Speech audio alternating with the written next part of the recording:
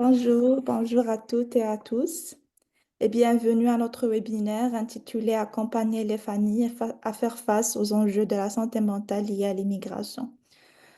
Donc, je m'appelle Hinde Mimouni et je suis coordinatrice en éducation communautaire à Okassi. On aimerait juste rappeler que ce webinaire est en collaboration avec Okassi et USA Trade Union. Nous sommes très ravis de vous avoir parmi nous aujourd'hui pour échanger sur un sujet aussi essentiel que le soutien aux familles migrantes face aux défis de la santé mentale. Donc, avant de commencer, j'aimerais juste rappeler quelques points logistiques. Aujourd'hui, nous avons la chance d'avoir nos interprètes de langue québécoise avec nous. Donc, si vous avez besoin de ce service, elles sont à l'écran. Donc, on n'a pas utilisé le mode interprétation. Elles sont là. Et nous vous encourageons à poser vos questions dans la section questions-réponses. On va avoir 15 à 20 minutes vers la fin de notre atelier pour répondre à vos questions.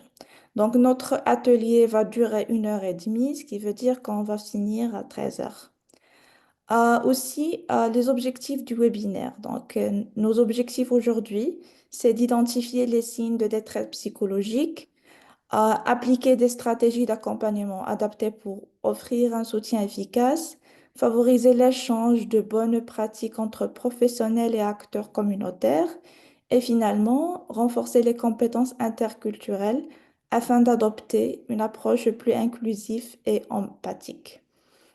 Avant de commencer les présentations de nos belles intervenantes, j'aimerais juste prendre 2 minutes pour lire la reconnaissance des territoires.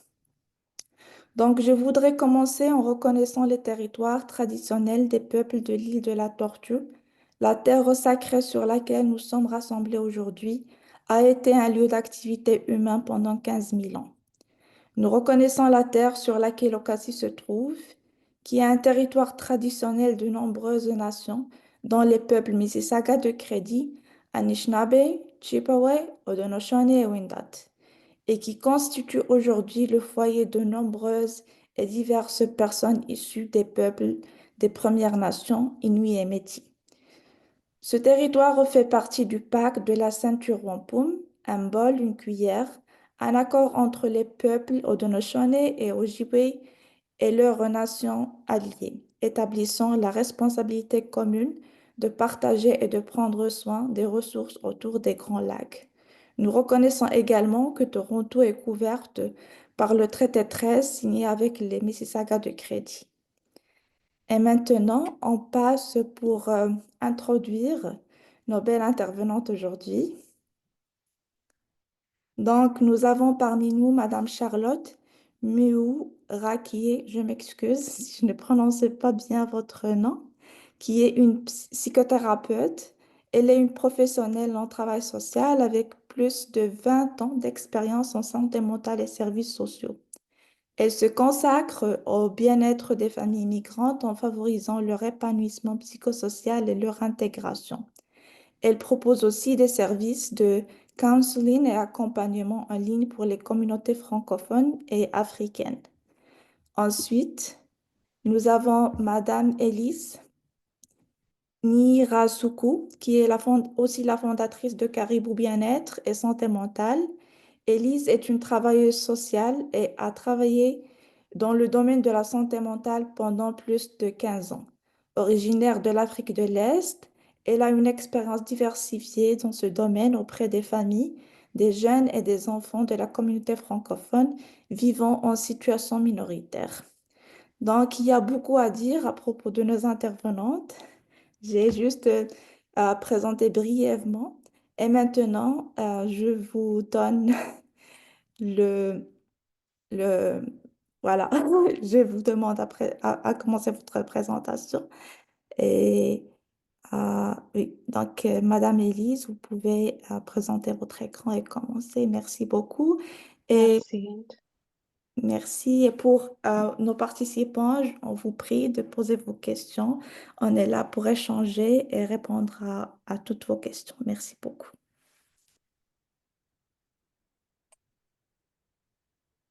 Ok. Merci beaucoup, Inde. Merci de nous avoir invités à animer cet atelier sur la façon d'accompagner les familles à faire face aux enjeux de santé mentale, les familles qui sont issues de l'immigration. Donc, comme tu nous as déjà présenté, donc moi, c'est Elise Mira-Soukou, je suis travailleuse sociale. Puis, je suis aussi cofondatrice de Rosa Trade Union. Rosa Trade Union, c'est un organisme qui a été fondé par les trois dames que vous voyez à l'écran, qui travaillent dans le domaine de la santé mentale. Puis, la raison pour laquelle on a fondé cet organisme, c'est justement parce qu'on ne voyait pas les familles issues de l'immigration, surtout les familles qui nous ressemblent, utiliser les services de santé mentale. Donc, on s'est demandé pourquoi on ne les voit pas et on a conclu que les familles qui sont issues de l'immigration n'utilisent pas nécessairement les services à cause de plusieurs barrières. Donc, les barrières qui peuvent être liées à la langue, à l'accessibilité des services, à l'accessibilité culturelle aussi, et les barrières qui peuvent aussi liées aux démarches administratives, à plusieurs choses qu'on va peut-être parler un peu dans l'atelier. Donc, c'est pour ça qu'on a fondé WUSA. WUSA en soi, ça veut dire connecter.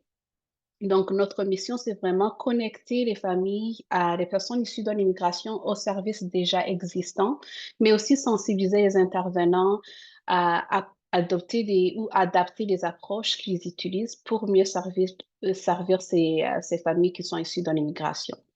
Donc, voilà, en gros, c'est ça notre mission et pourquoi nous avons fondé Rosa Trade Union. Alors, pour cet atelier d'aujourd'hui, je ne vais pas encore répéter, mais comme Hind l'a dit, c'est vraiment identifier les signes de détresse psychologique chez les personnes issues de l'immigration. On va essayer d'identifier certains signes. On va échanger sur des pratiques, les stratégies d'accompagnement adaptées. Et on va aussi échanger sur des pratiques professionnelles qui sont culturellement accessibles à ces communautés pour que ces communautés puissent à recevoir de l'aide qui répond à leurs besoins. Avant de commencer, je vais vous proposer une petite activité et puis je vais arrêter le partage pour faire cette activité-là. Je vais vous demander d'ouvrir vos mains, vos deux mains, puis à chaque énoncé, je vais te demander de plier un doigt, si ça s'applique à toi. Donc, je vais arrêter le partage, puis je vais faire ça. Alors, plie un doigt si tu as déjà vécu dans un pays en conflit armé ou conflit ethnique. Tu peux aussi encore plier un autre doigt si tu as déjà eu des difficultés à trouver un emploi correspondant à tes compétences et qualifications. Plie un doigt si tu as déjà ressenti de la discrimination ou du racisme en raison de ton origine ethnique, ta couleur de la peau ou de ta langue. Plie un doigt si tu t'es déjà senti isolé ou éloigné de ta famille, de tes amis à cause de la distance géographique. Plie un doigt si tu as déjà eu du mal à t'adapter aux nouvelles normes culturelles et sociales du pays d'accueil. Plie un doigt si tu as déjà été confronté à des difficultés pour accéder aux services de santé ou d'autres services essentiels. Plie un doigt si tu t'es déjà senti frustré par la complexité des démarches administratives ou des papiers à remplir pour régulariser ton statut d'immigration. Plie un doigt si tu as déjà ressenti du stress à cause de la barrière de la langue dans tes interactions quotidiennes. Plie un doigt si tu t'es déjà inquiété pour la sécurité et le bien-être de tes enfants ou de tes proches dans le pays d'accueil. Plie un doigt si tu as déjà eu des difficultés financières dues au coût élevé de la vie ou à la difficulté de trouver un emploi bien rémunéré. Donc, voilà. Je vais encore repartager. Ceci juste pour vous montrer à certaines réalités que les familles immigrantes peuvent vivre. Et puis, ce sont des réalités qui peuvent être des sources de stress pour ces familles-là. Et malheureusement, peut-être parmi vous ou parmi nous, il y a des personnes qui ont plié tous les doigts et puis beaucoup d'autres doigts aussi qu'on n'a même pas. Il y a d'autres réalités qui peuvent nous toucher. Donc, je repartage encore mon écran. OK.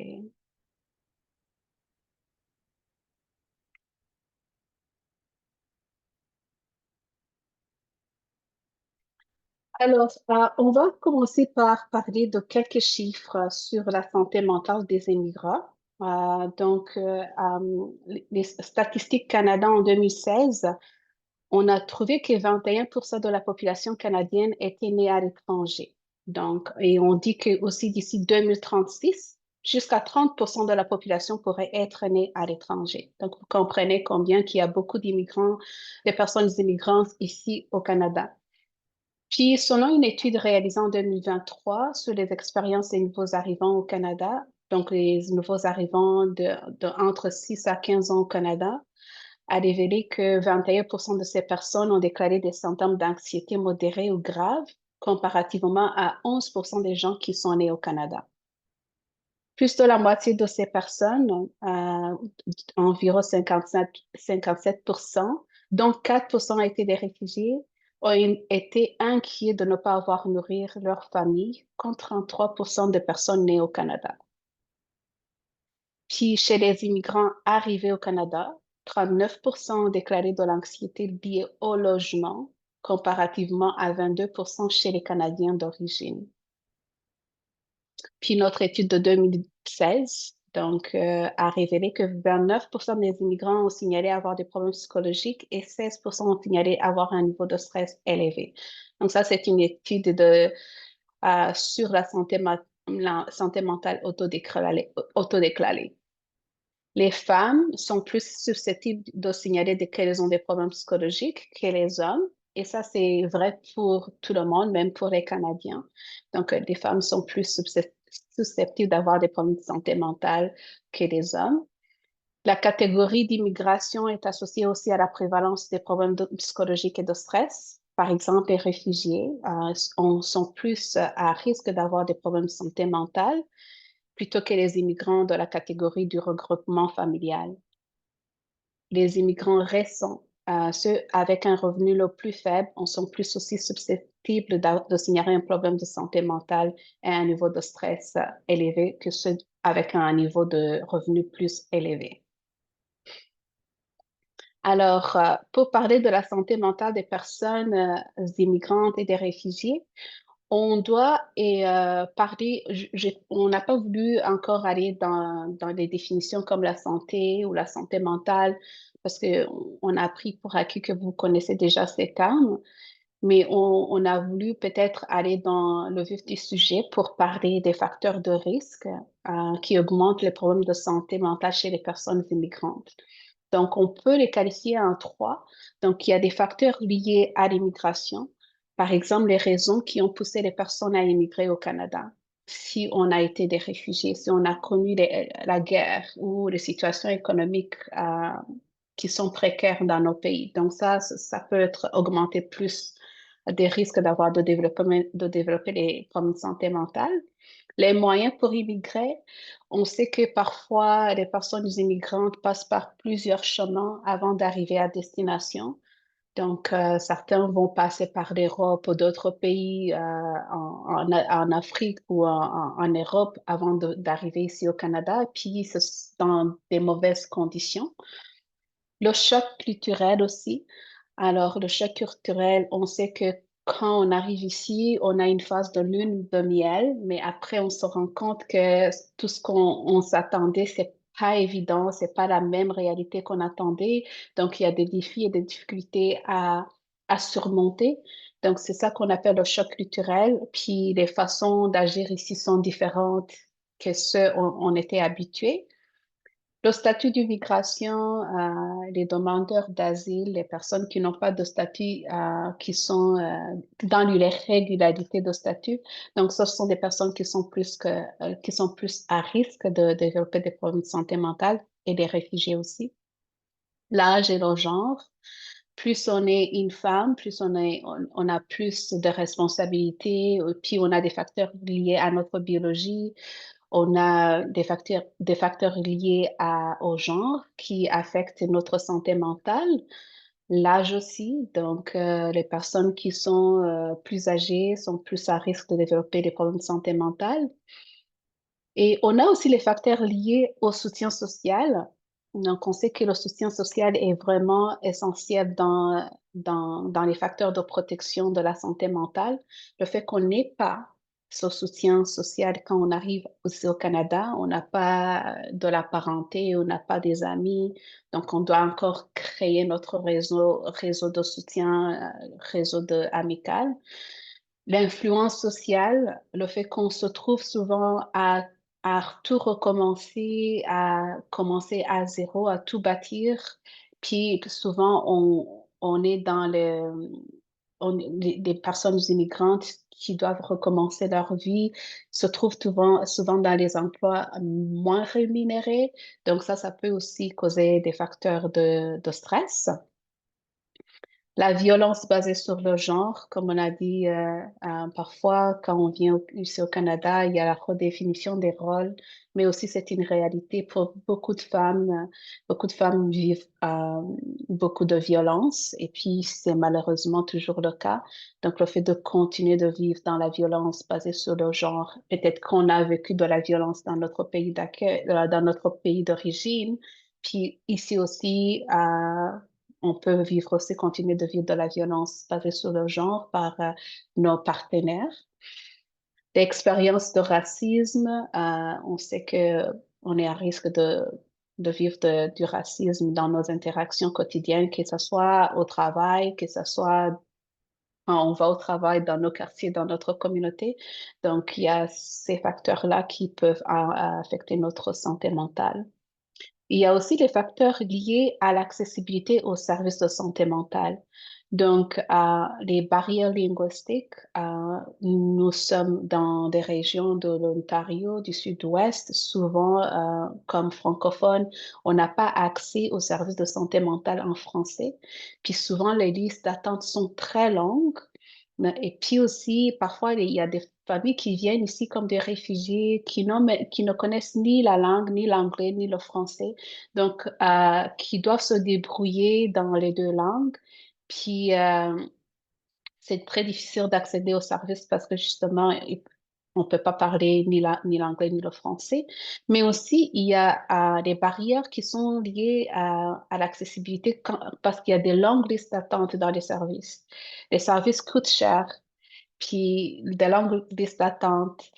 Il y a aussi les facteurs spirituels. Donc, le fait que peut-être on ne croit pas souvent à à la recherche d'aide quand on a un problème de santé mentale pour certaines personnes issues de l'immigration, où il y a toujours le stigma associé à la santé mentale. Donc, ça peut empêcher aux personnes d'aller chercher de l'aide comme les facteurs financiers, comme on a dit, donc les services en privé coûtent cher et puis les services gratuits, il y a de longues listes d'attente et ce sont des facteurs structurels aussi.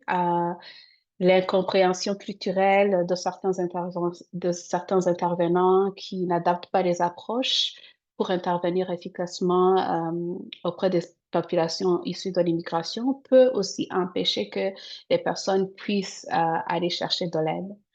Donc, voilà. Mais il y en a quand même des facteurs de protection qu'on peut parler chez les immigrants. Donc, le fait qu'on maîtrise la langue du pays d'accueil, quand on vient avec au moins une langue qu'on connaît, si on connaît l'anglais ou le français, c'est facile de s'adapter au Canada. Si on a un statut d'immigration à l'arrivée qui est, par exemple, on est un résident permanent, ça peut nous aider aussi, ça peut aider la personne à se sentir mieux. Donc, ça les protège contre les problèmes de santé mentale. la région d'origine, si on vient dans un pays où il n'y a pas de conflit armé, ou si on vient d'un pays qui ressemble beaucoup à la culture canadienne, par exemple, si on vient d'une région européenne, puis c'est peut-être presque les mêmes choses qu'au Canada. Donc, on ne se sent pas trop un étranger. Donc, ça peut nous servir, être un facteur de protection. La fierté ethnique, le fait qu'on se sent bien dans notre peau, qu'on soit accepté, qu'on affirme notre identité d'une façon, qu'on est fier de notre identité, c'est un facteur très important de protection de santé mentale. Les ressources socio-économiques, avoir un emploi bien stable, bien rémunéré, un soutien familial, comme on a dit, les familles qui viennent comme en regroupement familial, ça aide beaucoup parce que il y a déjà un membre de la famille qui est déjà ici, puis qui les accueille, qui les intègre, qui les guide un peu, avoir un réseau social, si on a des amis, une communauté bien établie. Donc ça, ce sont des choses qui nous aident à mieux se sentir quand on est un immigrant. Donc le soutien social n'a pas seulement un effet de protection, il donne aussi aux individus le pouvoir de surmonter la diversité et de faire face aux difficultés dans la vie. Donc ça leur permet de développer la résilience. OK. Alors, on doit quand même parler de la différence entre la santé mentale des personnes immigrantes et des réfugiés. On sait que les politiques du Canada favorisent les immigrants qui sont en bonne santé. Donc, la plupart des immigrants qui viennent avec un statut de résident permanent, ils ont une meilleure santé mentale à l'arrivée comparée à la population canadienne. En fait, il y a une recherche qui a montré ça. Et ça a été prouvé parce qu'il y a l'effet de la sélection d'immigrants en bonne santé, parce qu'on te donne des points par rapport à ta santé, à- aussi à ta situation socio-économique. Donc ça te donne plus de points. Alors, on amène les immigrants qui sont en bonne santé au Canada, mais au fur des années, la recherche a montré aussi que la santé mentale des immigrants se détériore. Donc, ces immigrants qui étaient venus en bonne santé au fur des années, qui n'ont pas de soutien, qui rencontrent des barrières, du racisme, donc ça va se détériorer leur santé mentale. Les réfugiés, quand ils fuient, donc, ce sont des personnes qui fuient des persécutions dans leur pays. Donc, déjà, quand ils viennent, ils sont des personnes à risque, ils sont vulnérables. Ce sont des personnes qui ont connu des guerres, des violences organisées. Donc, on peut imaginer dans quel état de santé mentale qu'ils peuvent être. Puis souvent, ces personnes aussi, quand ils viennent, n'ont pas un statut régulier. Donc, ils doivent demander l'asile et tout le processus est tellement stressant pour ces personnes, en plus de ce qu'ils ont vécu dans leur pays en plus de s'intégrer dans la société. Donc, aller chercher un emploi, des démarches administratives, se faire soigner si on a des problèmes de santé. Donc, tout ça là, ça crée beaucoup de stress chez ces personnes-là. Alors, il y a aussi un type de stress que les personnes issues de l'immigration vivent souvent. C'est ce qu'on appelle le stress acculturatif. Donc, c'est un type de stress que ressentent les individus lorsqu'ils doivent s'adapter à une nouvelle culture, à un nouvel environnement culturel. Donc, le fait déjà de quitter nos pays d'origine et de venir à des milliers de kilomètres, c'est tellement traumatisant pour les personnes. Déjà, c'est un stress, c'est un choc, ça, c'est un trauma pour certaines personnes.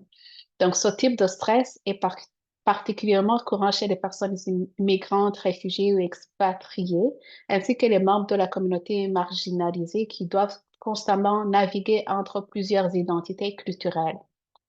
Donc, on amène avec notre identité, mais quand on arrive ici, on doit apprendre, s'ajuster, à s'adapter à la culture dominante. Il peut être lié à des sentiments de perte, d'isolement, de discrimination ou de la difficulté de s'intégrer dans une société avec de valeurs, de normes et de comportements différents de ceux auxquels on est habitué. Donc, ouais. Donc ça, c'était un type de stress que plusieurs personnes qui doivent quitter leur pays ou des personnes qui doivent quitter leur communauté sont confrontées. Alors, les problèmes de santé mentale les plus courants chez les immigrants et les réfugiés, il y en a plusieurs, mais en général, on a voulu juste parler les plus courants. Euh, donc, on peut citer le trouble de stress post-traumatique. On ne va pas aller dans les détails parce que c'est trop long. Le stress chronique, comme on vient de voir, le stress acculturatif, ça peut être un stress chronique. Les troubles de l'humeur, comme la dépression, donc ça, c'est quelque chose qui touche souvent les personnes issues de l'immigration. Les troubles anxieux, donc le fait de s'inquiéter, de toujours être alarmé, de penser quelque chose de dangereux ou quelque chose qui est qui est difficile va arriver. Donc ça peut se développer en trouble anxieux. Des traumatismes émotionnels et intergénérationnels. Donc, le fait qu'on a vécu des situations très difficiles dans nos pays qui ont causé un trauma émotionnel, ça peut continuer si c'est pas guéri ou si c'est pas adressé. Ça peut continuer et puis ça peut être transmis aux générations futures. Des troubles de consommation de substances, donc l'utilisation des substances, de l'alcool, euh, pour, comme mécanisme de coping pour les problèmes de santé mentale. Ça, c'est quelque chose aussi qui est souvent courant chez les personnes immigrantes et réfugiées. Donc, pour parler un peu des symptômes, mais on doit rappeler que chaque maladie, chaque trouble a ses propres symptômes. Donc, on peut pas dire que si on voit tous ces symptômes-là, ça veut dire que la personne souffre de ce trouble-là parce qu'on n'est pas ici on n'est pas ici pour diagnostiquer, mais on peut quand même observer certains changements dans le comportement des personnes et puis on peut peut-être soupçonner qu'il y a quelque chose qui ne va pas parce que les diagnostics sont faits par les professionnels autorisés. Donc, si on voit, par exemple, on peut voir des difficultés au niveau de la gestion des émotions. Des personnes qui ont des émotions, qui se fâchent vite, qui n'ont pas la patience.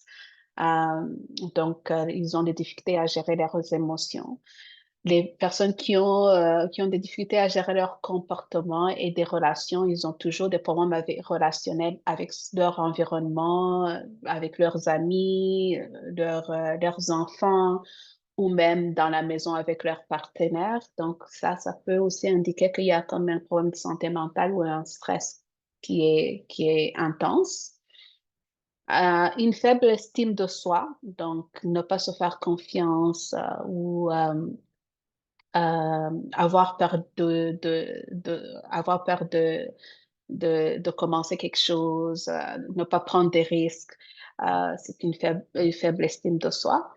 La tristesse, donc avoir une tristesse intense, quelque chose, la personne, tu vas le voir sur son visage, ils ont l'air tristes, il n'y a pas des choses qui leur rendent heureux, ou même ils ont peut-être perdu la difficulté, ou ils ont des difficultés à se motiver à faire des choses, aller au travail, ils restent couchés toute la journée, ils perdent l'appétit. Donc, il y a certains signes qui indiquent peut-être un problème de dépression ou, ouais, comme ces difficultés-là que je viens de mentionner. L'isolement, le fait de ne pas vouloir voir les gens, comme on reste à la maison, on n'interagit pas avec nos amis, on n'appelle pas nos amis, on n'interagit pas avec personne, donc l'isolement social. Sentiment de perte de deuil, donc le deuil a plusieurs étapes, plusieurs symptômes aussi. Donc, ça peut passer par les problèmes de gestion des émotions, ça peut avoir, comme on a un sentiment de perte, quelque chose qui ne va pas, on a l'impression qu'il y a comme, tu sais, comme on a ce deuil-là qu'on est en train de vivre à l'intérieur de nous. Le deuil n'est pas nécessairement une perte d'une personne comme une personne, d'une personne chère, proche. Ça peut être aussi un divorce, ça peut être aussi la perte de notre communauté, de nos racines. Donc, il y a le deuil, c'est plusieurs deuils qu'on peut vivre. Le fait d'immigrer ici au Canada aussi. Donc, le fait qu'on ne soit pas connecté avec notre culture, nos racines, ça peut aussi créer des sentiments de deuil chez nous. Le choc culturel, comme on l'a déjà mentionné. Les difficultés d'adaptation et d'intégration, donc on va voir des personnes qui sont toujours en train de peut-être de vivre comme s'ils étaient dans leur pays d'origine, ils ne s'intègrent pas ici, ils ne forment pas un réseau de soutien ici, ils sont toujours accrochés au téléphone de ce qui se passe dans leur pays d'origine, ou les amis sont toujours dans le pays d'origine. Juste comme si ça prend beaucoup de temps, hein, ça c'est vraiment une difficulté d'adaptation et d'intégration. On ne s'intéresse pas à la culture d'accueil, donc ça, ou des activités dans le pays d'accueil, ça peut être des difficultés d'adaptation et d'intégration. La somatisation, c'est ce qu'on voit souvent, on voit souvent chez les personnes issues de l'immigration, ils vont peut-être se plaindre des douleurs, les maux de tête, les maux de dos, des problèmes gastriques, des problèmes de ventre, c'est toutes sortes de problèmes au niveau physique, mais quand ils vont consulter les médecins, il n'y a pas de problème de physique. On va plus voir comme quand ils font des examens plus poussés, il n'y a rien, les examens viennent négatifs, mais la personne est en train de souffrir au niveau de son physique. Parfois, c'est une indication que peut-être il y a quelque chose au niveau de sa santé mentale qui ne va pas, qu'il faut adresser ça avant d'adresser les symptômes physiques. C'est peut-être plus mental et puis que c'est possible d'obtenir de l'aide. OK. Donc, voilà. Je vais passer la parole à Charlotte pour continuer avec la partie de comment soutenir les immigrants et réfugiés ayant un problème de santé mentale. Merci. Merci, Elise. On peut aller à la prochaine diapo.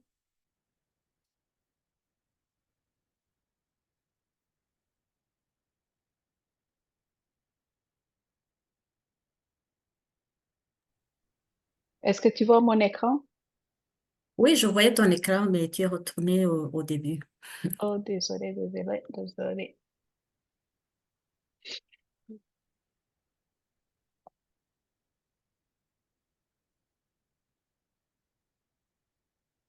Avec le Zoom, mon ordi est un peu comme c'est en train de. OK. OK, ça va. Est-ce que vous voyez? Mhm. Oui, ça va. Merci. Maintenant, on peut aller à la suivante. Merci. Alors, on vient de parler des problématiques. Élise a mis la table. On va rentrer dans les approches. J'imagine que je ne sais pas c'est quoi les rôles des participants ici, mais j'imagine que tout le monde travaille auprès de ces populations ciblées. Donc, on va aller dans des approches qui peuvent aider à intervenir auprès des personnes immigrantes. On ne va pas nécessairement aller parler des approches cliniques parce que j'imagine que euh, vous ne faites pas de travail clinique, mais en même temps, avant même que les gens se rendent au service clinique, comme psychologues et les travailleurs sociaux, euh, des approches au niveau de l'aide familiale, de l'aide communautaire aident beaucoup, peuvent même prévenir que les gens aillent chercher nécessairement des traitements médicaux ou des approches thérapeutiques. Donc, ce qu'il faut savoir, c'est que les approches doivent être sensibles au traumatisme. Élise a parlé beaucoup du trajectoire migratoire, des problèmes d'intégration et de toutes ces problématiques qui sont développées à cause des traumatismes que ces gens ramènent avec eux, ils ont eu ça avant d'immigrer et ça continue même et ça s'aggrave même avec les problèmes d'intégration. Donc, comment intervenir et aider ces personnes-là? Au lieu de parler de ce qui ne va pas avec la personne, de parler toujours des problèmes, des douleurs, des traumas, il faut s'intéresser à l'histoire de la personne. Demande à la personne qu'est-ce qui est arrivé, c'est quoi votre histoire. La personne va se sentir écoutée. Donc, c'est un cadre de travail qui est utilisé dans divers domaines, OK? La santé mentale, à l'éducation, services sociaux. Et c'est aussi vraiment pour comprendre, reconnaître et répondre aux effets des traumatismes sur les individus. Si on ne comprend pas l'histoire de la personne, si on ne connaît pas l'histoire de la personne, c'est très difficile d'être empathique. Donc, l'écoute active de l'histoire de la personne, c'est aussi de lui permettre de raconter son histoire. C'est une partie de la thérapie parce qu'il va ventiler sur ce qui ne va pas. Il va pas juste parler du problème. Je suis stressée, je suis traumatisée, je suis dépressive. Ou même d'adresser les problèmes ou les problématiques de la personne en termes de diagnostic. Mais si on parle de son histoire, ça va rendre les gens empathiques, ça va permettre de comprendre l'issue ou l'origine du problème, ce qui fait que ça va être plus facile d'accompagner la personne. C'est une approche qui met l'accent sur la création d'un environnement sécurisé. Donc, on va pas permettre à quelqu'un de raconter son histoire si on n'assure pas sa sécurité, son espace sécuritaire déjà. Donc, ça, c'est important que la personne se sente en sécurité. Il faut démontrer l'empathie et le respect, euh, ce qui va minimiser le risque de retraumatisation. Et ces personnes ont vécu des histoires traumatisantes. Donc, s'ils doivent raconter et revivre cette histoire, ça peut être retraumatisant. Donc, c'est important de démontrer de l'empathie et vraiment assurer un espace très sécuritaire pour que cette personne ne revive pas les traumatismes. Suivant. Alors, une autre approche, une autre compétence qu'il faut avoir vraiment, c'est une compétence ou être formé dans des compétences culturelles. J'imagine que c'est ça qu'on est en train de faire ici, en partie, parce qu'on passe toujours santé mentale, approche clinique, mais c'est tout un spectre de services qu'il faut mettre en place. Et ce qui est important, c'est d'être déjà comme intervenant, être sensibilisé et avoir des compétences culturelles. OK? Alors, la reconnaissance des biais implicites et l'utilisation de l'humilité culturelle. Comme intervenant, nous devons être vraiment humbles, de ne pas penser qu'on sait tout, on connaît tout. On intervient déjà avec des personnes qui sont ici de diverses cultures. Et les gens peuvent venir d'un même pays, avoir plusieurs euh, cultures. Donc, le fait d'être quelqu'un qui vient du Sénégal, quelqu'un qui vient du Congo, n'ont pas nécessairement les mêmes cultures. Même ceux qui sont dans le même pays peuvent ne pas partager les mêmes cultures. Donc, il faut avoir de la reconnaissance et aussi euh, de reconnaître on peut avoir des biais. Les biais peuvent provenir de l'ignorance, justement, et on se campe dans la culture, dans notre culture, dans nos connaissances culturelles. Et si on ne va pas rencontrer l'autre dans sa culture, et avoir l'humilité qu'on ne connaît pas tout et qu'on doit apprendre la culture de l'autre, et reconnaître la différence culturelle, on a déjà passé à côté de l'aide culturelle. OK? Et puis, ces préjugés et les stéréotypes qui accompagnent ces méconnaissances sont inconscients. Des fois, on ne le sait pas. Donc, il faut vraiment se mettre vulnérable et dire, on ne connaît pas tout, on va apprendre la culture de l'autre, on va reconnaître qu'on ne connaît pas tout pour pouvoir interagir avec cette personne et l'écouter, à lui permettre cet espace sécuritaire, lui ouvrir aussi le dialogue, de dire, OK, Je vais savoir qui tu es, je vais savoir comment tu comprends, je vais savoir ce que tu penses et la personne va s'ouvrir parce qu'elle se sent écoutée. La connaissance des différences culturelles, c'est très, très important parce que ça implique de comprendre les modes de communication. Déjà, on a parlé des barrières de la langue. Et c'est pas seulement la langue, mais ça peut être aussi la façon de communiquer, le non-verbal, les relations avec l'autorité de cette personne. Les gens viennent de plusieurs pays où il y a des systèmes légaux, politiques qui sont différents. Et si on se campe dans ce que nous, on connaît, si ça fait longtemps ou même on est né ici, on a juste des références de ce qui se passe ici au Canada, mais si on n'a pas, si on n'a aucune idée de comment les gens ont une relation politique, sociale et même social avec les références d'origine, on peut passer à côté et bloquer la communication avec ces gens.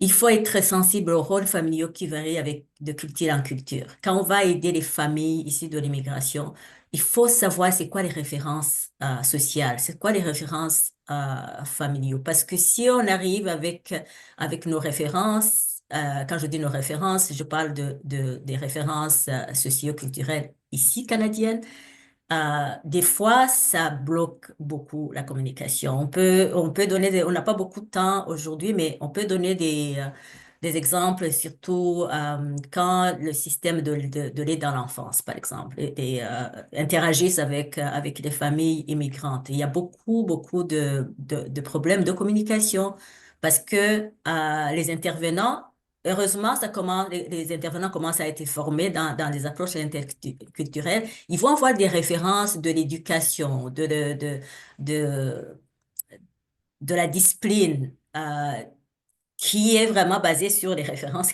canadiennes, alors que ces gens-là ont autre chose comme référence dans le système d'éducation ou de discipline des enfants.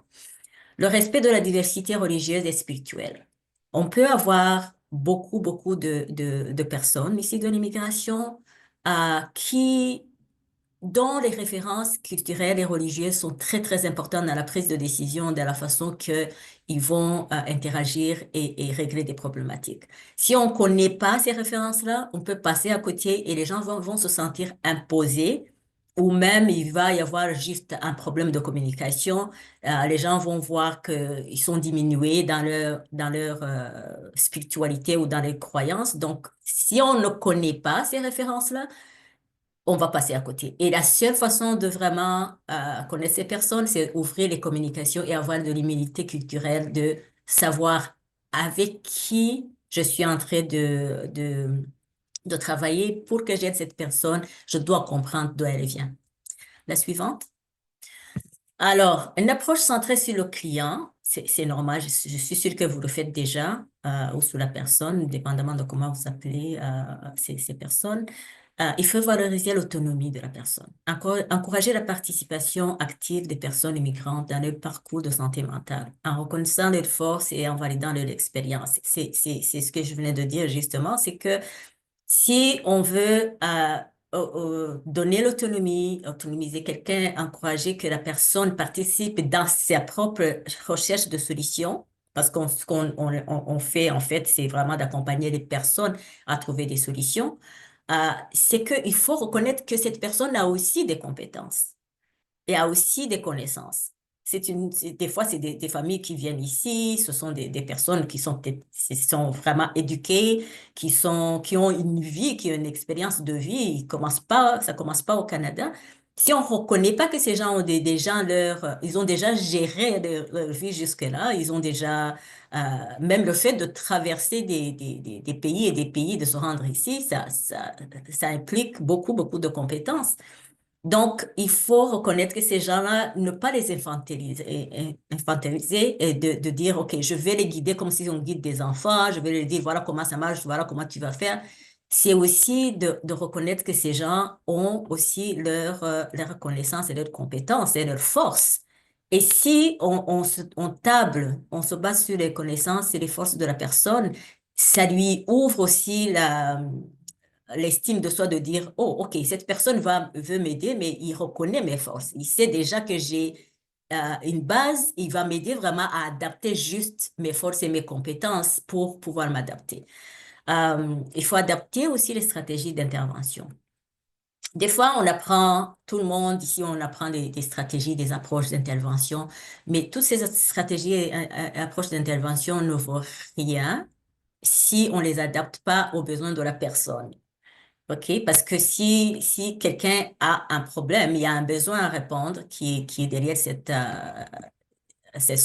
problème. Donc, il faut adapter la stratégie qu'on va utiliser selon la personne.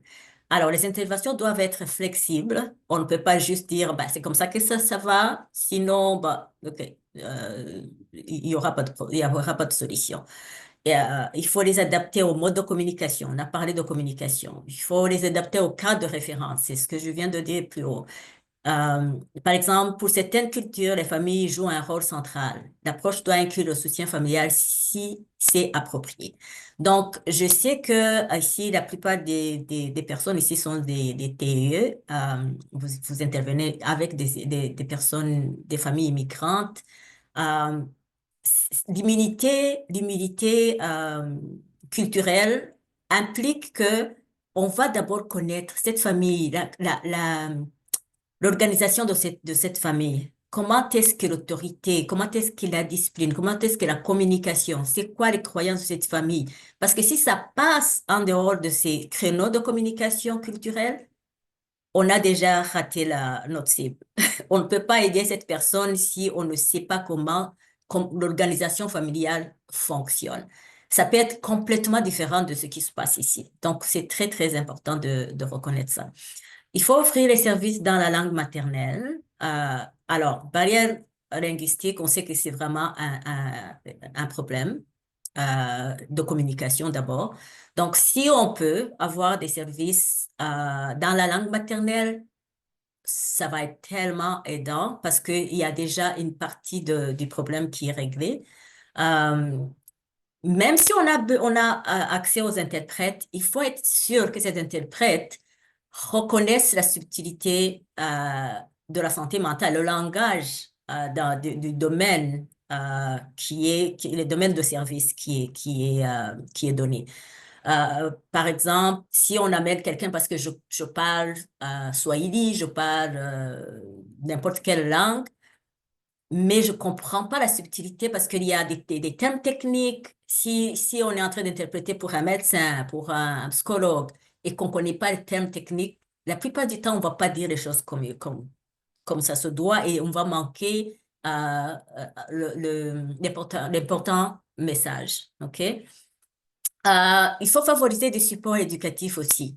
Donc, il y a beaucoup de ressources dans différentes langues et que les gens peuvent avoir, comme des pamphlets ou qui vont expliquer les services même avant que la personne se rende dans sa langue. Déjà, la personne va avoir le contexte et va pouvoir poser des questions avant même de se rendre aux professionnels parce que vous savez comment ça se passe quand on va chez un médecin ou un psychologue, un travail social, le temps est compté. Donc, la personne n'a pas le temps de s'exprimer, n'a pas le temps de dire ce qu'elle a à dire. Si alors, nous, je pense que la personne intervenante, votre rôle devrait vraiment être comme préparer même la personne avant qu'elle se rende vers le professionnel. Comprendre tout ce qu'on a dit en haut, sa référence culturelle, de préparer, lui expliquer le service avant même de se rendre, parce que ça va être plus facile à la personne de dire, je vais dans ce service, voilà mes attentes, voilà ce que le service veut dire, et poser des questions s'il le faut. Reconnaître le rôle du traumatisme migratoire et du stress acculturatif.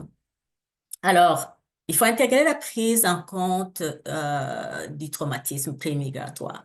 On sait que la personne a eu une vie avant de venir.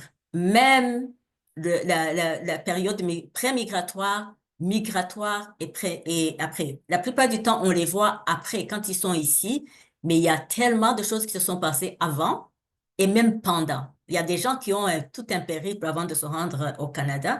Donc, tout ça, si on le sait, on va savoir comment appuyer cette personne-là. Dans l'évaluation des soins, dans l'adaptation des approches, c'est important de prendre compte des traumatismes ou des expériences qui peuvent être traumatisantes qui se sont passées avant l'immigration et pendant même le voyage.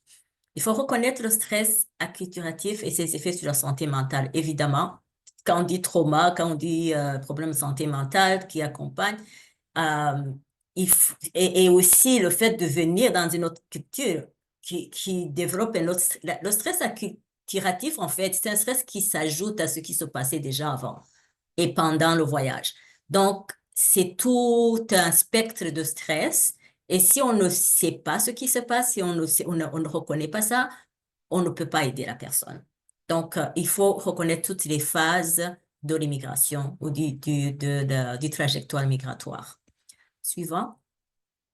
Alors, autre chose, c'est de valoriser les pratiques culturelles de guérison. Dans la prestation des services, si on ne reconnaît pas les pratiques culturelles, c'est là qu'on disait aussi d'autonomiser les personnes puis reconnaître les références culturelles. Des personnes, comme on a dit, n'ont pas commencé la vie ici. Ils ont un passé, ils ont des expériences de vie, ils ont des compétences culturelles. Il y a des gens qui savent comment répondre à leurs problèmes de santé physique ou de santé mentale, déjà qui sont pas nécessairement euh, comme ce qui se passe au Canada, mais qui fonctionnent pour eux, ou qui ont fonctionné. Donc, de savoir si ces gens-là, de leur demander qu'est-ce qui se passait quand vous aviez un problème bon, je ne sais pas s'ils utilisent le stress, il faut savoir comment eux, ils vont peut-être nommer une situation au lieu de dire je suis stressé, je suis dépressif. Donc, les gens ne parlent pas nécessairement en termes de diagnostic. C'est l'importance d'écouter l'histoire et si on fait référence à une histoire ou à une situation, puis on pense qu'il y a du stress et de la dépression ou du trauma. Nous, on le sait comme professionnels, mais c'est bien de l'écouter dans les mots de la personne et de pouvoir l'interpréter. Et de demander aux gens, qu'est-ce que vous faisiez quand vous étiez, par exemple, fatigué, ou quand vous vous sentiez pas heureux, ou quand il y avait des conflits dans la famille, ou quand vous aviez mal au ventre, ou quand vous aviez mal de dos, ou quand vous aviez le stress postpartum, ou des choses comme ça, mais on le dit dans les mots de la personne. Des gens vont te dire les rituels de guérison qu'ils avaient, des remèdes naturels, de l'aide, du support communautaire, ils vont te le dire. Et ce que nous, on peut faire avant même de commencer à parler, va vers le psychologue, va voir le clinicien qui est pas nécessairement son mode de fonctionnement, c'est de créer cet espace communautaire culturel pour cette personne, s'il y a déjà des guérisseurs naturels ici, ou s'il y a des églises, ou des pasteurs, ou des religieux, si c'est une personne qui est croyante, peut-être que c'est ce système est plus aidante que de l'amener chez le psychologue ou le travailleur social ou chez le médecin. Donc, la personne va vraiment aussi se sentir écoutée et se sentir respectée dans sa référence. Et psychologiquement, ça va l'aider plutôt que de l'envoyer dans nos systèmes de soins qui sont ici nécessairement. Donc, ça, il faut tenir compte de ça. Il faut collaborer avec ces guérisseurs et ces systèmes de support communautaire de ces gens. Mais pour collaborer avec ces gens-là, ces guérisseurs, ces leaders communautaires, il faut les connaître. On ne peut pas les connaître si on ne parle pas à ces gens-là pour savoir c'est quoi les besoins, aller voir ce qu'il y a dans la communauté et créer aussi des communautés d'aide et de support culturel. Je pense que ça devrait être là, notre rôle. Créer des espaces sécuritaires et inclusifs. Il faut développer des services inclusifs qui tiennent compte des expériences de discrimination, de racisme, sensibiliser les personnes aux microagressions, impact sur la santé mentale. Donc, les gens peuvent vivre tellement de problèmes d'intégration, problèmes d'adaptation, mais aussi subir des expériences de discrimination, de micro-agression, de racisme. Ces gens, il faut les sensibiliser aussi, les gens de ce qui peut se passer pour prévenir, pour en parler, pour dénoncer, mais aussi sensibiliser dans nos milieux de pratique. Qu'il y a des gens qui peuvent faire des choses et ça passe comme une discrimination, ça passe comme une expérience du racisme, même si c'est pas intentionnel, mais le fait adresser des choses à des personnes, par méconnaissance, ça peut devenir des micro-agressions ou des pratiques de racisme. Donc, il faut vraiment faire de la sensibilisation et aux fournisseurs de soins communautaires et aussi aux personnes nouvellement arrivantes. Il faut encourager la diversité dans les équipes de soins. Je pense que je commence à voir beaucoup de diversité chez les intervenants sociaux. Et ça, c'est très bien parce que ça crée des références culturelles, des gens qui comprennent beaucoup plus les différences culturelles. Donc, encourager aussi et sensibiliser nos organisations, nos institutions à embaucher des personnes qui ont des références culturelles semblables aux personnes qu'on sert. Euh, Impliquer la communauté et la famille, on l'a dit. Les familles sont très importants, les noyaux familiaux sont très importants chez les personnes immigrantes. Donc, si ici, je vais vous dire quelque chose qui peut être comme, oh, la confidentialité. Nos services sont confidentiels. Les services de soins en santé mentale, des fois, on va dire, oh, la confidentialité commence aussitôt qu'à 12 ans. On ne peut pas, on va refuser que les parents entrent avec un enfant de 12 ans. Ça peut être choquant pour un parent immigrant de dire non, non, non, non, on va pas vous dire c'est quoi les soins qu'on donne à votre enfant, vous pouvez même pas entrer dans la salle. Donc, vraiment être sensible à voir, OK, c'est quoi la confidentialité? Ça vise quoi? Est-ce que c'est cette façon de dire sans penser aux références culturelles? Est-ce que ça va compliquer les soins ou ça va aider? Donc, si on ne sait pas, si on ne prend pas soin de comprendre les références culturelles, on peut saboter les soins plutôt que aider. Donc, il faut aller voir nos pratiques ici qui sont des pratiques de soins, mais qui peuvent avoir des effets pervers en fait. Il faut collaborer avec les organisations communautaires, les leaders religieux, culturels, on l'a dit. Il faut aller savoir les leaders communautaires et les créneaux de soins culturellement adaptés à ces personnes et collaborer pour voir comment concilier les soins traditionnels, les soins culturels aux soins qu'on utilise ici avec les personnes qui sont pas issues de l'immigration et que ça passe naturellement. Alors, sensibilisation à l'éducation communautaire, organiser des ateliers. Alors, au lieu de donner peut-être des webinaires comme ça, nous, on est des professionnels, on sait comment ça marche, on peut s'en parler, mais si on veut aller éduquer, il faut éduquer au niveau communautaire, il faut aller rejoindre les gens dans leur contexte communautaire, dans leurs églises, et approcher les leaders communautaires pour voir comment eux, ils vont résoudre des problèmes ou donner ou appuyer ces gens et essayer d'adapter ces soins à nos pratiques, nous, professionnels. Il faut utiliser les récits et les témoignages. On ne peut pas utiliser les récits et les témoignages si on n'a pas écouté les histoires. Des fois, euh, on donne des ateliers où on invite les gens à raconter leur histoire, à faire des témoignages et les gens adorent ça. Pourquoi? Parce que la personne va se reconnaître dans l'histoire de l'autre, va voir les histoires de succès, va voir comment la personne s'est adaptée. Parce que il y a des cultures qui favorisent la narration, les histoires. Les gens apprennent par l'histoire, par les causeries. C'est pas nécessairement un à un. Donc, ça peut être une thérapie, ça peut être une sensibilisation quand ça se passe à travers les histoires et des témoignages communautaires.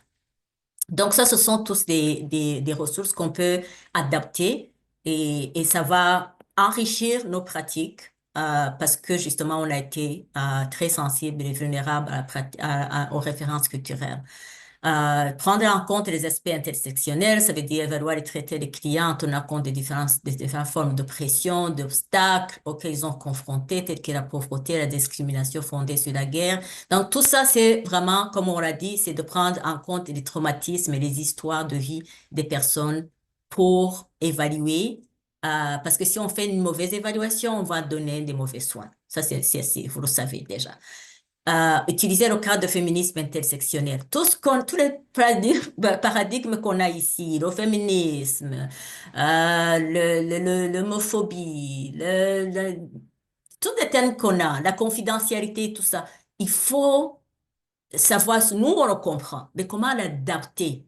Quand on parle de féminisme, c'est quoi? Ça veut dire quoi pour ces personnes immigrantes? Est-ce qu'on connaît les rapports hommes-femmes? Comment est-ce qu'on peut favoriser le féminisme dans les termes qui sont propres aux cultures des gens concernés? Donc tout ça, c'est pas vraiment de amener des références de pratiques qu'on a ici sans prendre en compte les références culturelles ou les histoires de vie des personnes parce que ça va créer un choc culturel. Des fois, on a les jargons professionnels, puis on va les balancer comme ça, mais on ne se rend pas compte que la personne ne comprend pas. Et si même la personne comprend, parce que on a aussi des personnes qui étaient peut-être des professionnels aussi dans leur pays. Mais le fait que tu n'as pas compris sa référence culturelle et l'adapter, ça va créer un choc la pratique des soins est déjà sabotée. Je pense qu'on n'a pas beaucoup de temps pour élaborer, mais je sais que vous êtes des professionnels, vous avez des histoires avec ces gens. Donc, je pense que les autres approches qui est comme l'approche, est-ce que tu peux retourner un peu, Elise, collaborative, encourager la collaboration interprofessionnelle, c'est ce que je viens de dire, créer des réseaux de soutien, c'est ce que je viens de vous dire, c'est pas nouveau. Mais comme on n'a pas le temps, je vais m'arrêter ici. Pour ne pas se répéter et vous laisser le temps de poser des questions, peut-être qu'on va élaborer. Je vous remercie beaucoup de votre attention et à vous la parole, Hind. Merci beaucoup, Charlotte et Elise. J'ai reçu beaucoup d'intérêt par rapport à la présentation et l'enregistrement, ce qui est génial. Maintenant, nous aurons en- environ 25 minutes pour les questions et réponses. Donc, n'hésitez pas à, à poser vos questions. Nous sommes là pour répondre à toutes les questions. Donc, s'il vous plaît, si vous voulez parler, désactivez votre microphone et poser une question ou bien l'écrire dans la section questions-réponses. Bonjour, j'ai une question. C'est, c'est Madame Jacquette à l'appareil. Et j'ai bien entendu que on voudrait, et ce serait idéal, de donner des services dans la langue maternelle des personnes. Et moi, je vais parler pour ma famille. Nous, on est bilingue, mais le français, c'est notre première langue. Et mon fils a besoin des soins pour sa santé mentale, mais c'est très difficile d'avoir ces services. Et quand je suis allée voir, j'ai cherché, la plupart des services sont en anglais. Et je sais qu'il n'est pas à l'aise à parler l'anglais et j'aimerais bien avoir des services en français, mais c'est très restreint, je vais dire. C'est vraiment très restreint. Alors, je ne sais pas si vous avez des ressources à partager, mais je dirais, étant donné que nous sommes une, une partie minoritaire de Ontario, c'est très, très difficile d'avoir ces services. Et si on est sur une liste d'attente, ça va prendre beaucoup de temps. Et là, probablement, le problème ne sera pas le même quand les services viennent. C'est très inquiétant et je ne sais pas si on peut faire savoir ce problème-là. Merci. Tu peux répondre, Elise? Oui, je peux essayer. Donc, je sais pas, est-ce que vous êtes dans quelle région, si je peux me Dans permettre? Peel, région de Dans Peel. Peel. Oui. Mhm. Oui, donc comme je vous ai dit, c'est vrai, il y a vraiment de longues listes d'attente pour les services gratuits de santé mentale. Pour les enfants, c'est encore pire. C'est vraiment quelque chose qui est très difficile à accéder. Donc, le service en français. Puis, surtout quand on est en train de parler de notre santé mentale, on veut parler dans une langue où on se sent compris. Oui. Donc, le fait de parler en anglais, c'est pas évident, c'est pas la même chose. Même quand on va chez le médecin, moi, je me sens pas à l'aise souvent de parler en anglais. Et pourtant, converser en anglais, c'est pas un problème. Mais quand il s'agit de parler de ses émotions, de ce qui nous touche au niveau de notre santé mentale, on veut être servi dans la langue dans laquelle on se sent à l'aise. Il y a beaucoup de revendications pour les services en français. Malheureusement, c'est toujours un défi. Comme on a vu, c'est un problème structurel. C'est pas quelque chose que nous, comme on peut gérer à d'autres niveaux. C'est vraiment structurel. Ça dépend des financements, des fonds qui sont disponibles, de la disponibilité des professionnels aussi qui sont bien formés dans ce domaine-là. Euh, mais si, par exemple, juste, je ne sais pas si votre enfant fréquente une école, mais Oh, s'il oui. fréquente une école Oui, francophone, oui, oui, oui. OK. Donc, si votre enfant fréquente une école francophone, d'habitude, ils ont des travailleurs sociaux au sein de l'école qui peuvent accompagner au niveau de la santé mentale, mais aussi qui peuvent vous donner des ressources dans votre région. Donc, je vous conseillerais peut-être d'approcher la direction de votre école ou l'enseignant de votre enfant pour accéder aux services de santé mentale dans votre école, parce qu'il y a des travailleurs sociaux au sein des écoles qui sont formés pour soutenir les familles au niveau de la santé mentale et les élèves aussi, ou les enfants. Oui, merci. Pas de quoi. Merci Renuka pour la question. Merci Elise d'avoir répondu. Est-ce que nous avons une autre question?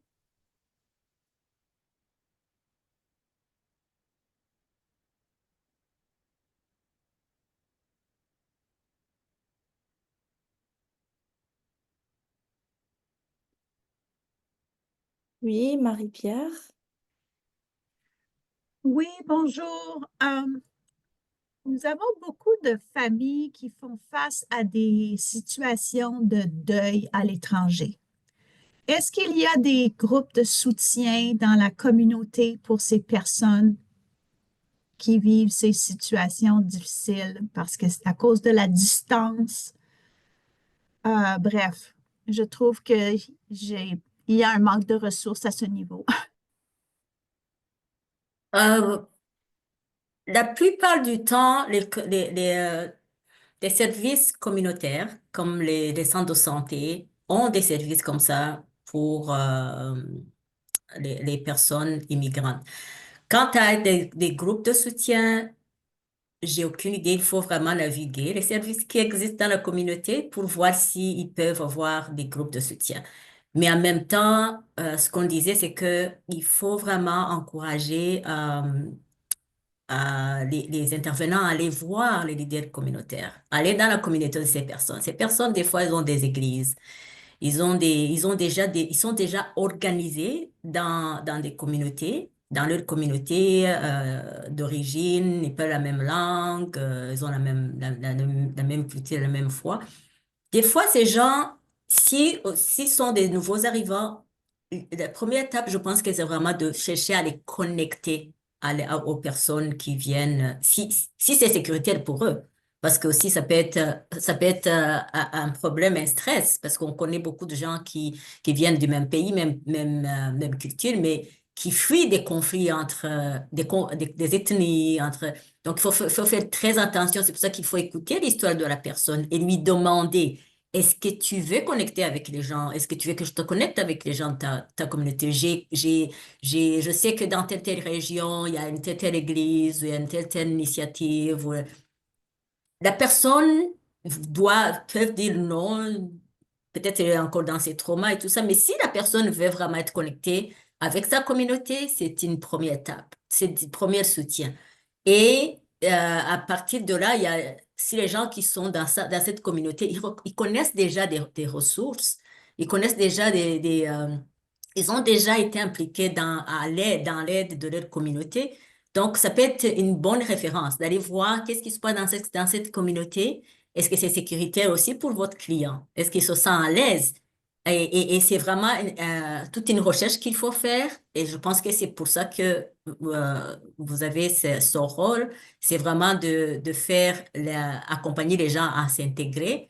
Votre rôle, c'est amener cette personne à se sentir à la maison, à l'aise progressivement, mais aussi, comme on a dit, de reconnaître ses besoins culturels puis de les adapter. Et l'une des façons efficaces, c'est vraiment de aller savoir ce qui se passe dans la communauté de cette personne.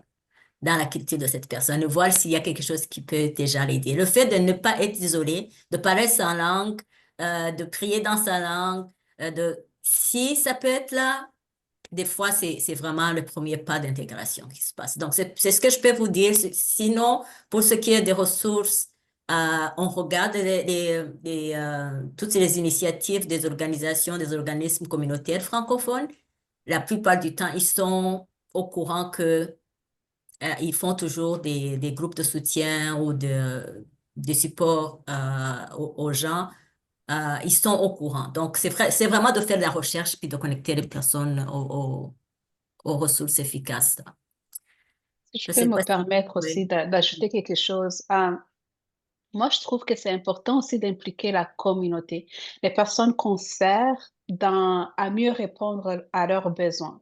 Donc, par exemple, en créant des sondages, en créant des évaluations des besoins de ces personnes-là, on peut cibler les besoins prioritaires et puis créer des services qui vont répondre à leurs besoins. Si on pense qu'on n'a pas des groupes de soutien dans la communauté, puis on est un organisme qui a beaucoup de personnes qui vivent le deuil, peut-être en faisant un sondage ou en demandant à ces personnes-là, ce serait quoi, comment est-ce qu'on peut vous aider? Et là, si on a des réponses, on a des résultats, on peut aller chercher maintenant des financements, on peut aller chercher des professionnels pour venir au sein de la communauté parce qu'il y a beaucoup de professionnels qui peuvent animer ce genre de groupe de soutien, mais il faut connaître les besoins de notre communauté et puis revendiquer pour des services. Donc, il faut impliquer les membres de la communauté dans la recherche des solutions. Merci Élise et Charlotte. Nous avons également reçu un commentaire de la part de Lorraine Simon qui a dit, pas de questions, mais juste un grand merci à Élise et Charlotte pour leur présentation très claire et enrichissante. Merci Lorraine. Et puis, nous avons une question qui dit, quelles sont les bonnes pratiques pour rendre son bureau un espace sécuritaire pour les personnes qui ont fait face à des traumatismes? Très bonne question.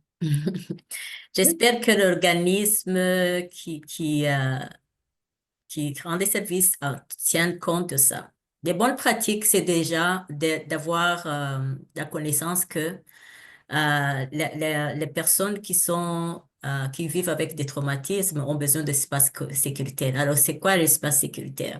Déjà, la confidentialité. J'espère que on ne va pas recevoir un client dans les cubicules ou dans un bureau à proximité des gens qui crient, qui rient. Il y a beaucoup de bruit parce que les personnes qui vivent des traumatismes peuvent être très alertées vous savez pas ce qui peut déclencher le trauma, OK? Ou les crises. Donc, il faut que ce soit un bureau qui est calme, qui est accueillant, qui n'est pas susceptible justement de stresser la personne. J'imagine que même sans être stressé, si nous-mêmes, on va aller voir un conseiller ou un psychologue, on a besoin d'être accueilli dans une atmosphère accueillant, apaisant. Donc, j'imagine que si on reçoit ces gens, on sait déjà ils vivent avec des traumatismes, c'est d'éviter tout ce qui est stressant, qui va irriter les sens, si je peux dire, qui va réveiller tous les sens et peut-être ramener, ramener les traumas. Et aussi, de plus en plus, c'est justement quand on connaît l'histoire de la personne, on peut savoir c'est quoi les déclencheurs. Donc déjà, c'est de créer un espace accueillant, sécuritaire, apaisant, mais aussi d'apprendre avec l'histoire de la personne, qu'est-ce qui peut déclencher les traumatismes, les crises chez cette personne et l'éviter. Je pense qu'en gros, c'est ça, sinon, c'est vraiment d'avoir cette humilité, de dire, on ne connaît rien de cette personne. Tout ce qu'on a, ce sont des compétences professionnelles, mais c'est la personne qui va nous aider à l'aider et l'écouter avec un cœur ouvert, avec un esprit ouvert. C'est ce que je peux dire. Je ne sais pas Je si peux tu me- peux ajouter, Elise. Oui, si je peux me permettre, donc déjà, le bureau, c'est pas suffisant. ça commence à l'accueil, tout l'organisme. Donc, déjà, la façon dont on accueille la personne, comment la personne est reçue à la réception, le non-verbal, l'attitude, le langage, le non-jugement, c'est l'accueil empathique, tout ça, notre savoir-être, ça devrait être des attitudes qui ne retraumatisent pas la personne, encore une fois. Donc, peu importe comment on aménage le bureau, mais si le non-verbal ou si notre communication, notre façon d'être, notre façon de faire, on a des attitudes qui peuvent retraumatiser la personne, ça ne sert à rien. Donc, moi, je pense que le plus important, c'est notre façon d'être. Puis, comme Charlotte l'a dit, ajouter tout le composant, un espace calme, confidentiel. Euh, donc, adopter comme essayer de co-réguler avec la personne. Donc, un comportement qui est plus calme, zen. Et ça peut aussi... Et puis, expliquer à la personne qu'est-ce que vous allez faire en avance et combien de temps qu'on a. Donc, prévoir le temps de lui expliquer tout le processus, comment ça va se passer, la logistique, comment ça va. Donc, lui expliquer pour que ça ne soit pas des choses qui sont imprévisibles. Ça, c'est très important pour les personnes qui ont été traumatisées de savoir qu'est-ce qui les attend.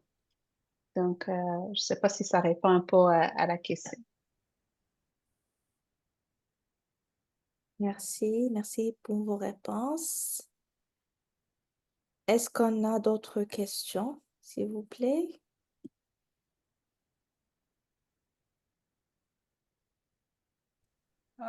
C'est moi, c'est Xavérine.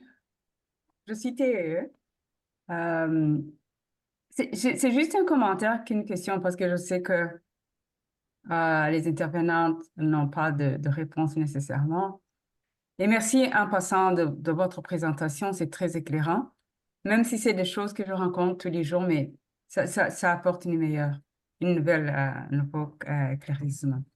Donc, c'est plus un commentaire avec le système de santé.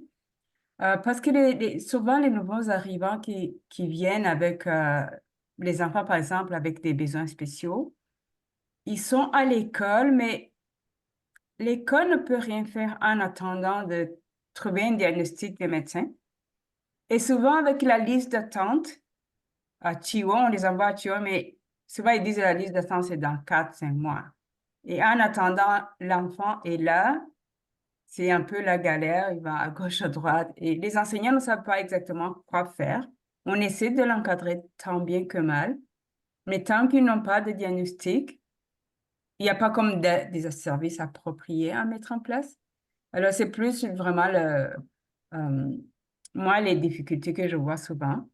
Et en même temps, aussi les difficultés au niveau des interprètes. Il n'y en a pas tant que ça. Les TE, s'essaye. Si on parle Swahili, on va essayer, ou d'autres langues. Mais c'est pas facile de toujours trouver les interprètes qui répondent aux besoins de nouveaux arrivants, surtout ceux qui ont des barrières linguistiques. Merci. Très bon commentaire, Saverine. Bonjour en passant. Salut. Et oui, c'est vraiment la réalité, malheureusement. Parce que les enfants viennent comme ils sont.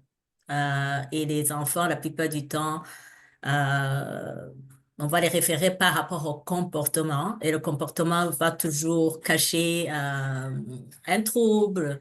Ça va cacher... c'est vraiment le comportement, c'est le symptôme de quelque chose qui se passe avec cet enfant. Comme Saveline vient de dire, si on ne peut qu'accompagner l'enfant, on peut accompagner la famille en attendant, parce que justement, on ne peut pas avoir un plan d'intervention, un plan de service pour cet enfant tant qu'on attend un diagnostic. Évidemment, quand c'est lié à un trouble ou à une déficience, ou ça, on ne peut pas accompagner comme on peut accompagner. Donc, mais il y a de l'aide qu'on peut mettre en place de façon clinique pour des enfants qui ont un diagnostic quelconque. Mais en attendant, je pense qu'il faut juste être empathique et patient et accompagner l'enfant dans sa totalité. Ne pas le voir comme un trouble, ne pas le voir comme son comportement. Et d'être empathique, de dire, OK, cet enfant, ce qu'il est en train de nous dire, c'est un comportement qui vient de quelque chose qui n'est pas encore qui n'est pas encore identifié ou des fois, on rencontre des gens qui ont des, oh, je pense que c'est un enfant, il est sur le spectre de l'autisme, là, un TDAH. Ça, ce sont des diagnostics, mais cet enfant est un enfant avant d'être son diagnostic. Donc, on peut prévenir ou l'aider à gérer le comportement si on est empathique, de savoir que c'est juste un symptôme, mais cet enfant souffre de quelque chose. Donc, en attendant, je pense que c'est d'être patient, d'être empathique, d'essayer de sécuriser son espace à l'école, d'appuyer les parents de ce on peut avoir comme ressources, comme outils, en attendant, parce que ce qu'on attend de toutes les façons des médecins, c'est il va être peut-être médicamenté, mais les médicaments, on sait aussi que ça ne fonctionne pas du jour au lendemain. Donc, c'est vraiment une aide holistique qui va fonctionner pour cet enfant-là. Je ne sais pas si Élise peut ajouter quelque chose. Non, je voulais juste peut-être, comme dans votre rôle de TEE, vous pouvez continuer à sensibiliser peut-être en attendant aux parents l'importance de se faire diagnostiquer parce que je sais que dans les milieux scolaires, souvent avec ce genre de démarche, certains parents ne comprennent pas l'importance de faire diagnostiquer leur enfant et ils ont peur que leur enfant soit étiqueté et que ça va leur suivre jusqu'à l'université et que c'est pas quelque chose de bien d'avoir dans son dossier scolaire. Donc, dans votre rôle aussi, c'est important de sensibiliser les familles à ces aspects qu'on a besoin de connaître les diagnostics des enfants dans le but d'aider l'enfant, dans le but que l'enfant ait du succès à l'école. C'est pas pour le diagnostiquer, l'étiqueter, pour le mettre à l'écart ou pour le stigmatiser d'une façon. Donc, c'est important de continuer la sensibilisation. Malheureusement, on sait que oui, les longues listes d'attente ne sont pas évidentes, mais parfois quand les listes d'attente aussi quand la place se disponibilise, parfois la famille, c'est elle qui prend beaucoup de temps de se décider. Donc, si c'est important qu'on puisse leur dire que c'est pour le bien de l'enfant de les faire diagnostiquer. Mhm. Mm. La psychoéducation. Et vous n'êtes pas seul parce que dans les écoles, c'est ça que je disais, j'appelais l'aide approche holistique. Il y a des travailleurs sociaux, il y a des consultantes en autisme, il y a des conseillers en comportement. Il y a tous des professionnels qui connaissent des stratégies et qui sont au courant de ce que ça veut dire ce diagnostic ou ce trouble qui peuvent vous appuyer. Déjà de savoir l'origine du trouble, de savoir les stratégies d'aide, c'est suffisant pour appuyer les parents, appuyer. Si l'équipe autour de l'enfant, justement, devient empathique et comprennent que le comportement de l'enfant est troublant, oui, pour nous, et c'est difficile, c'est un défi, et les services ne sont pas suffisants, en attendant quelque chose de concret parce qu'on pense toujours que ça va se résoudre au niveau de l'aide médicale, mais c'est pas ça.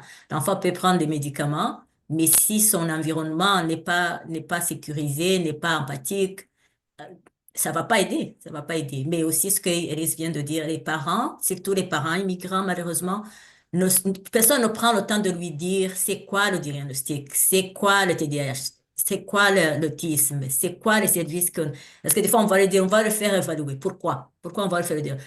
Oh, je ne vais pas donner des médicaments à mes enfants. Parce qu'il ne sait pas pourquoi, son parent ne sait pas pourquoi cet enfant doit être médicamenté, parce qu'il ne comprend même pas le trouble.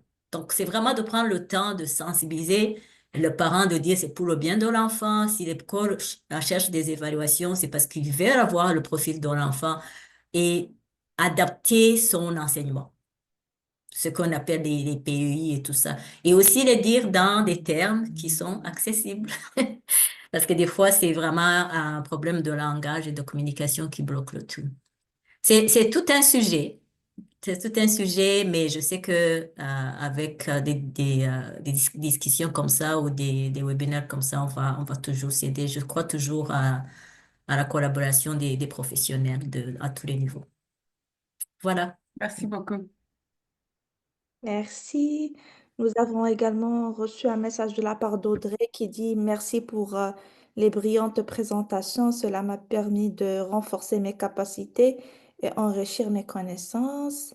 Merci Audrey. Nous avons encore 3 minutes. Peut-être on peut prendre une petite question.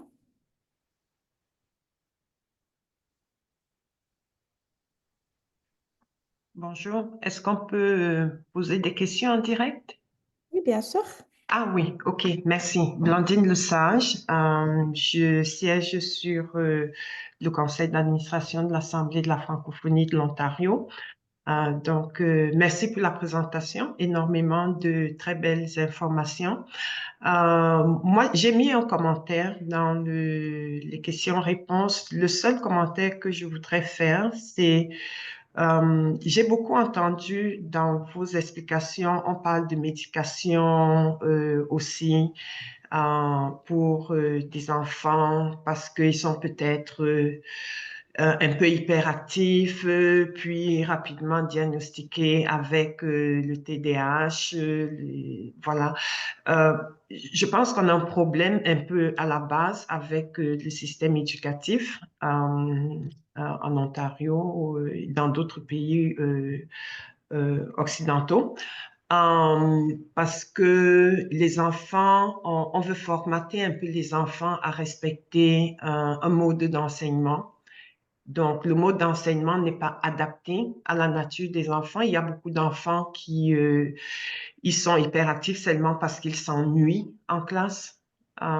Parce que on va demander à des enfants d'être assis dans un cadre pendant des heures et des heures, alors que nous-mêmes adultes, on peut pas rester pendant 2 heures dans une session Zoom sans se lever pour aller prendre un peu d'eau ou un café ou voilà. Donc, je pense que pour moi, de mettre, enfin, un accent sur la médication n'est pas forcément ce qui serait. J'aurais aimé avoir un peu plus d'informations sur ce qui est fait par rapport au système, parce que là, j'ai l'impression que on demande aux parents de suivre ce qu'on leur dit, on essaye d'accommoder pour leur transmettre l'information de manière assez agréable, en respectant leur culture et ceci. Donc, on veut leur faire avaler le système d'une certaine façon, alors que le système lui-même, à la base, a besoin d'être changé.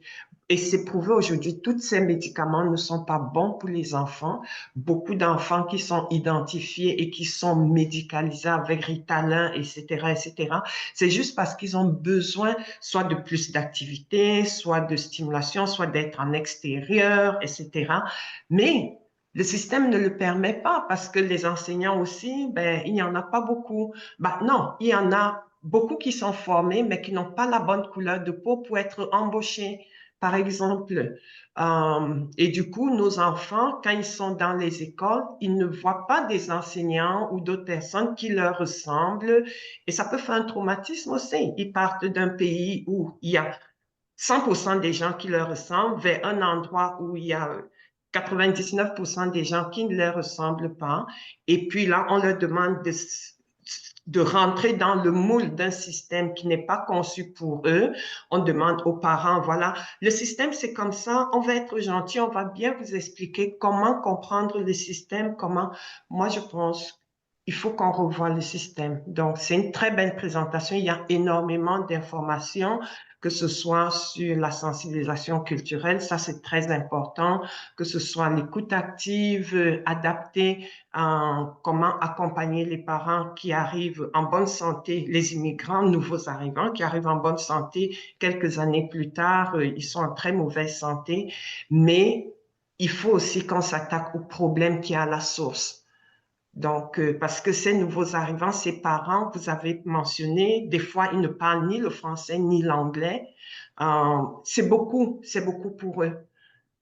Mais comment le système, les pays nordiques, hein, et ils ont fait le pas. Si on prend des exemples dans l'éducation, que ce soit au Danemark, en Suède, les pays nordiques, les enfants sont pas cloués dans la salle de classe.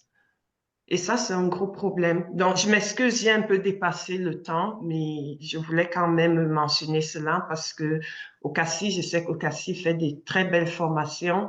J'en ai participé à plusieurs. Et puis, je me dis qu'à un moment donné, il faut qu'on remette, qu'on revienne, qu'on casse un peu la boîte et puis qu'on revienne un peu à la source réelle des problèmes. Merci beaucoup. Merci Blandine. Merci beaucoup. Donc, on arrive à la fin de notre séance. Et avant de clôturer, euh, je tiens à remercier nos panélistes, Élise et Charlotte, pour leur intervention très enrichissante. Aussi, un grand merci à Rosie et Monique, nos interprètes de langue de signes québécoise. Et bien sûr, merci à notre audience d'avoir été présent et engagé et d'avoir posé des questions et interagi avec nous. Donc, je vais clôturer le webinaire tout de suite. Et avant ça, j'aimerais juste vous rappeler que je vais vous envoyer l'enregistrement de notre séance. Et aussi, il y aura un sondage qui va être partagé avec vous. Donc, je vous prie de remplir le sondage. C'est très important pour nous d'avoir vos retours pour améliorer nos services. Donc, merci beaucoup et à bientôt et bon week-end. Merci. Merci, au revoir. Bye. Au Merci, revoir. au revoir. Merci. Au Au revoir. revoir.